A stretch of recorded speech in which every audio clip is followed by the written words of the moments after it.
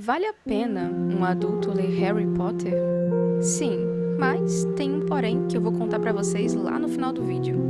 Olá pessoal, sejam todos bem-vindos. Hoje nós vamos conversar sobre um livro que tem um dos personagens mais amados por uma multidão de leitores no mundo inteiro.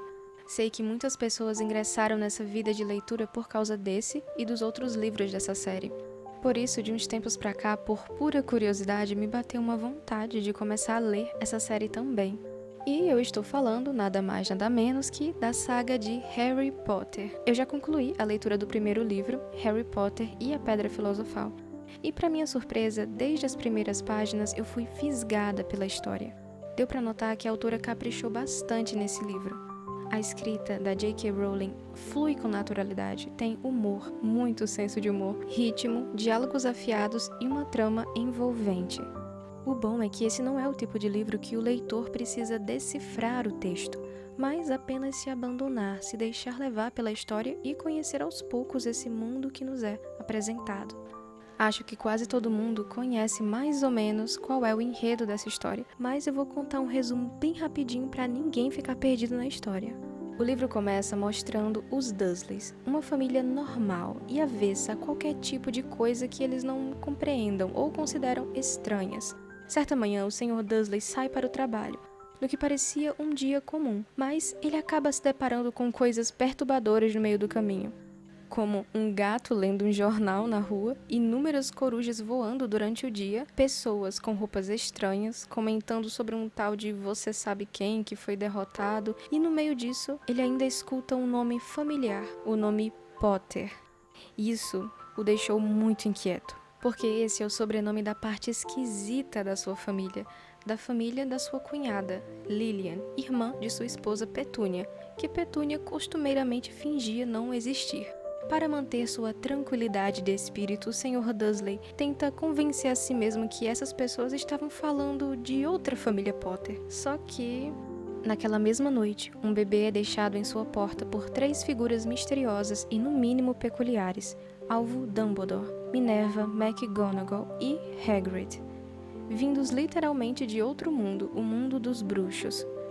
Esse bebê era Harry Potter, filho de Lilian e Tiago Potter, que morreram pelas mãos de um bruxo muito poderoso e maligno, o você sabe quem, ou Lord Voldemort. Um nome que ninguém além de Dumbledore tem coragem de pronunciar, que acabou misteriosamente desaparecendo ou sendo destruído, ninguém sabe ainda, ao tentar matar o pequeno Harry. Então, aqui nos deparamos com 2 fatos extraordinários. Um menino que sobreviveu a um feitiço mortal e um bruxo poderosíssimo que foi derrotado aparentemente por um bebê. O porquê de Harry ter sobrevivido, ninguém sabe ao certo, mas isso o tornará uma lenda em todo o mundo bruxo, e ele será conhecido por todos como o menino que sobreviveu. Dumbledore acredita que Harry estará mais seguro vivendo como um garoto normal com os tios, longe dos perigos da fama precoce, e deixa uma carta explicando tudo aos Dursleys. Os Dursleys acolheram Harry, mas infelizmente não eram nada gentis com ele. Harry cresce em um ambiente abusivo, dormindo num quartinho minúsculo sob as escadas e sendo maltratado por seu primo mimado e bobão chamado Duda.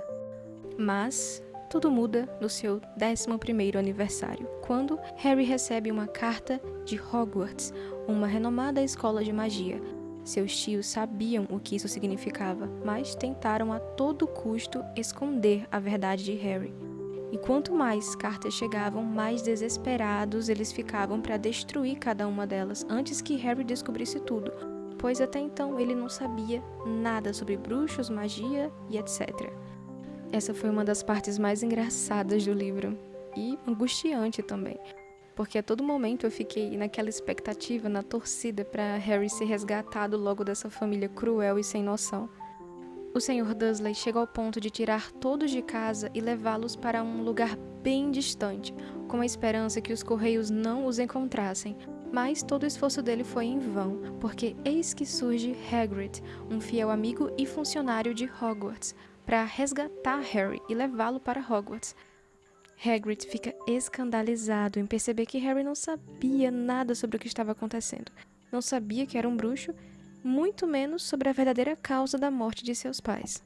E mais surpreso ainda ficou o pobre do Harry, que estava achando aquilo muito estranho. Mas ele começou a perceber que, realmente, algumas coisas na vida dele só faziam sentido se ele fosse um bruxo. Porque quando ele estava com raiva, ele fazia coisas esquisitas aconteciam com outras pessoas. E só a magia poderia explicar tais coisas. Depois dessas revelações, Hagrid introduz Harry nesse novo mundo mágico. E juntamente com Harry, nós vamos conhecendo esse mundo repleto de encantos e muitos perigos também. Harry, que antes era um garoto solitário, acaba fazendo grandes amizades, principalmente com Ron Weasley e um pouco depois com Hermione Granger. E essa é uma das diferenças entre o livro e o filme.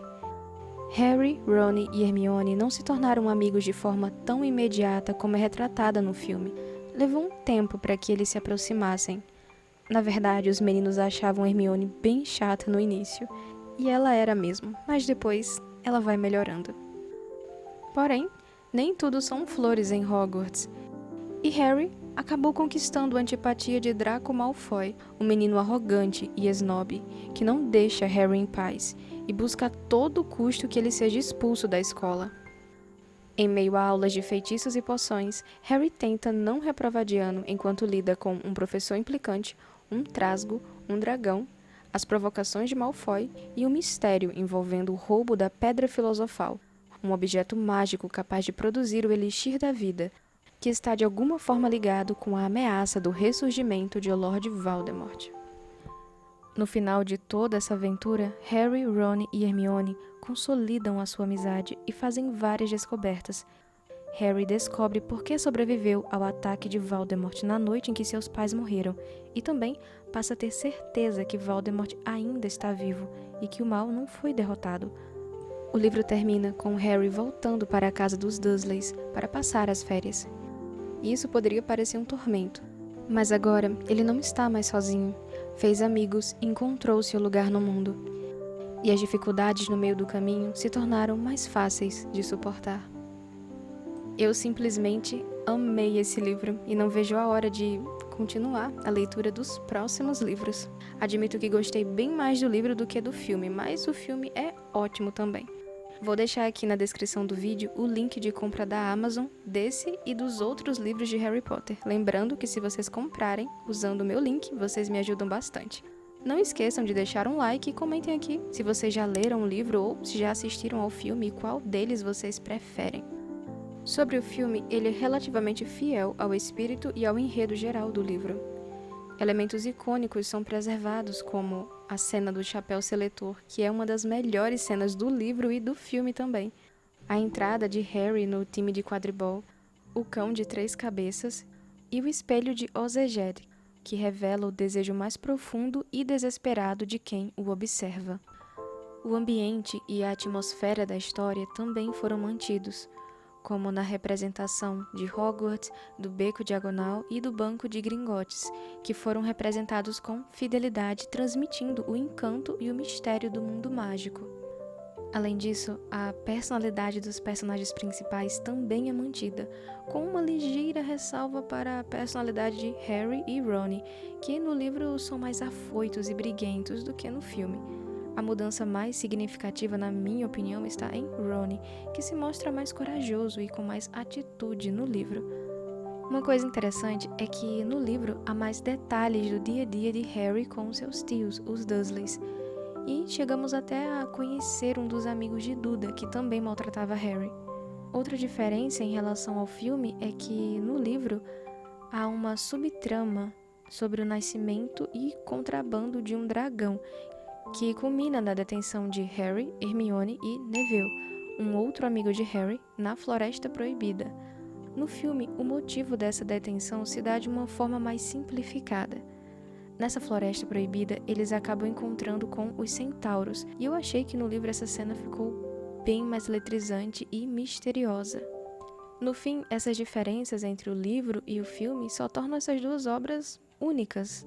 No livro, nós podemos ter mais detalhes, um pouco mais do senso de humor da autora, mais profundidade em algumas questões, mas no filme temos toda aquela experiência estética e maravilhosa que é a cinematografia. Então, são duas experiências que valem muito a pena. Agora vamos ao porém que eu mencionei no início do vídeo. Como eu já disse, acho que vale muito a pena, sim, um adulto ler Harry Potter, porque, pelo menos esse primeiro livro, que foi o que eu li até agora, essa é uma leitura fácil e pode ser muito relaxante se o leitor estiver no clima certo, ou seja, se ele estiver com uma certa disposição de se deixar levar pela história e curtir essa aventura de forma despretensiosa. E esse é o porém, porque é difícil para algumas pessoas conseguir curtir uma leitura despretensiosa. Muitos adultos sentem culpa e até vergonha de ler livros mais fáceis ou menos sérios. Mas eu digo logo que isso é uma bobagem. Porque um bom livro não precisa ser necessariamente complicado e fritar os nossos miolos. Afinal, ler também é entretenimento e existem livros ótimos que servem a esse propósito sem perder a qualidade. E esse é o caso de Harry Potter e a Pedra Filosofal, que não promete ser um tratado filosófico ou um romance do nível de Crime e Castigo ou de Ana Karenina, mas ainda assim entrega uma história envolvente com temas como amizade, perda, coragem e amadurecimento, tudo com coesão, criatividade e competência narrativa. Em tempos de excesso de estímulos, ansiedade e cansaço mental, não é sempre que estamos dispostos a encarar clássicos ou leituras desafiadoras. E às vezes o que a gente precisa é de um livro que lembre o porquê de gostarmos tanto de ler, principalmente em momentos críticos como numa ressaca literária. Quem já passou por isso sabe como é difícil. Eu com certeza quero ler os próximos livros dessa série e estou muito curiosa para conhecer mais desse universo, mesmo já tendo assistido todos os filmes, eu quero ler os livros também. Por hoje é isso, pessoal. Se inscrevam no canal para acompanhar os próximos vídeos. Fiquem com Deus e até a próxima!